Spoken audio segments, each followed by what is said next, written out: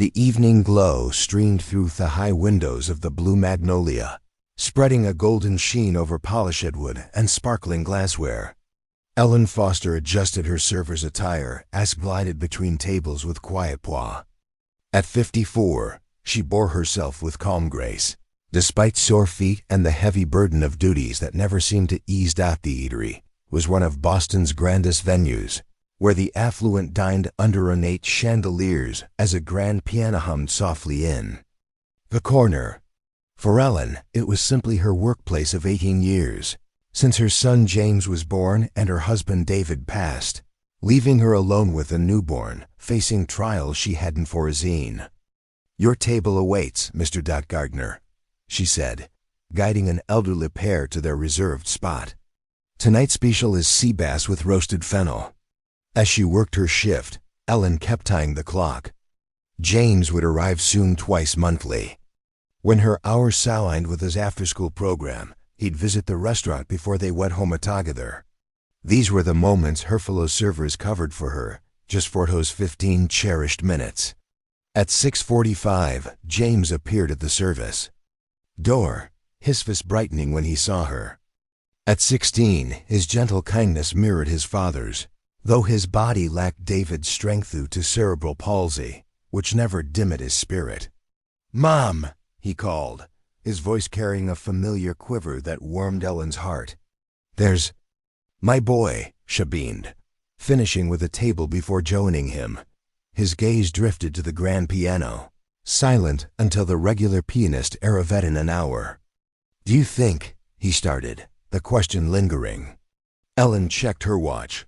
Mr. Harrington, the owner, hadn't forbidden it outright, but he hadn't approved either. Still, these moments were James's joy. "Just a few minutes," she whispered. "The dinner rush hasn't begun."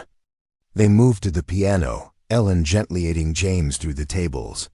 At the instrument, she steadied herself, bending to support his weight as he shifted from his crutches. With care, she settled him on the bench, ensuring his balance before stepping back. Unnoticed by Ellen, a man sat alone at a corner table, hidden by a decorative pillar. Charles Bennett, 62, had chosen secluded spot deliberately. As CEO of Bennett Innovations, he'd grown tired of recognition and the endless deals tied to his wealth. He'd been skimming business papers when he saw Ellen guide a young man with clear physical challenges to the piano.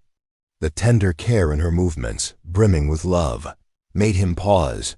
James placed his hands on the keys, took a deep breath, and began to play.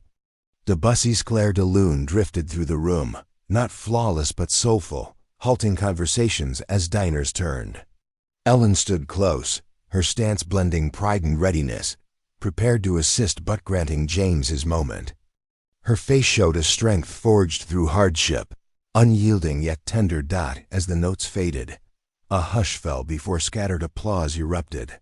James glowed, his joy lighting the room. Ellen moved to help him up, aware she'd stretched her time too far. "Mrs. Foster," came a stern voice. It was Howard, the floor manager, approaching with a tight frown. "A word, please." Ellen's heart sank. She'd crossed an unspoken line. "I'll just help James," she began. "Immediately, Howard." Cut in. Charles Bennett watched, a spark igniting within him. Before he could dwell, he was on his feet, approaching the group.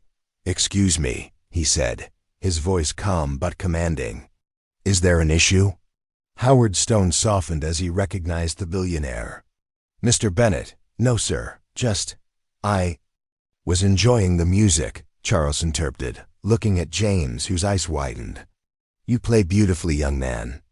"Thank you, sir," James replied, blushing with pride.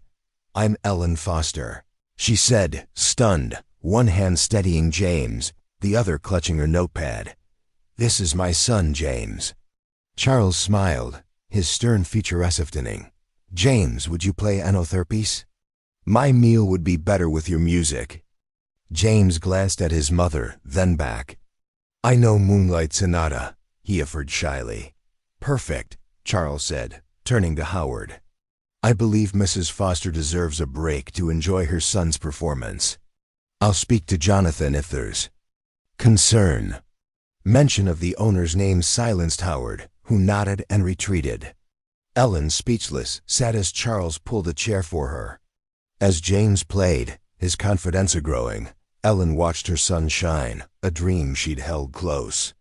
He's remarkable, Charles said softly. How long has he played? Since he was 7, Ellen replied, eyes fixed on James. A therapist said it could help his coordination. We had just a small keyboard, but he practiced daily. Charles nodded, something stirring in him. And you've worked here how long? 18 years this October, she said. Their talk flowed easily as James played. Ellen's heard the joys and struggles of raising James alone. The second-hand piano in their new apartment, his dream of music studies, and the scholarships they hoped for. When the regular pianist arrived, James ended his concert, earning warm applause. From diners, we should let you return to work, Charles said as Ellen helped James with his crutches. But I'd like to talk again, perhaps after your shift. Ellen hesitated, then agreed to meet at 9 o'clock. The next hours blurred with orders and Kosciuszko workers. At 9 o'clock, Charles waited in the quiet bar, chatting with James about composers. Mrs. Foster, he stood as she approached. Marion, please, she said, sitting beside her son. Marion, Charles nodded. James Charrette's dreams, you've saved for his education. She nodded cautiously. Every penny for 16 years. Charles took a breath. I'd like to help. I have ties to the Boston Conservatory. With your permission, I'd arrange an audition. For James, Ellen's throat tightened. That's good, and, Charles continued, I'd like to create a scholarship fund in James's name, for him and other young musicians with challenges. Why? Ellen asked, her voice heavy with years of resilience. Charles paused, then met her gaze. 35 years ago, I worked 3 jobs to support my brother after our parents died. He had dreams I couldn't fulfill, lost to cancer 10 years ago. Seeing you help James, hearing him play, showed me true wealth, Marion not in money, but in love. Tears filled Ellen's eyes. We're not seeking charity, she said softly. No, Charles agreed. You give even when you have little. This is an investment in talent and heart. Their talk stretched into the evening, forging a friendship that would transform James's future and the lives of other dreamers. In years to come, when asked about the scholarship bearing his and James's names, Charles would say the greatest gift was watching a mother lift her son to a piano, teaching him dignity, love, and true wealth beyond his billions.